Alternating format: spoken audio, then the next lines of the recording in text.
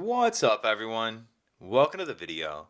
Today we're going to take a look at how to replace the battery in this Lexus IS 300 remote key fob. This Lexus IS 300 key fob is going to use replacement battery CR2032, and I'll put a link in the description box of this video to where you can find these replacement batteries if you're in need. So the first thing I'm going to do is grab my key fob and remove the emergency key that's in the bottom of it. That's done by pressing this button on the side of the fob that my thumb's on, and then the emergency key will pull out like that.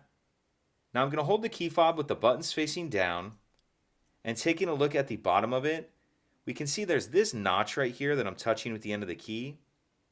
And if you notice, this key has a little bit of a lip on it. So what I'm going to do is take my key and I'm going to put it in this notch. Make sure it's all the way pushed in like that. Then I'm just going to twist the key like I'm opening a lock. And as I do that, you can see it splits the two halves of the case apart. Once we pull the back half off, we see our battery right here. And for this part, again, I'll grab my key and I'm going to use the end of it to get under the edge of the battery right here. And pop it out of that holder. Once we get our old battery out, I'll grab the new battery, and you want to make sure that you're installing that with the plus side up, positive side up. And I'm going to tuck this edge in first, like that. Then snap it down into place. Then make sure that if your circuit board is moved around at all, make sure it's sitting down in that clear rubber piece where it needs to be.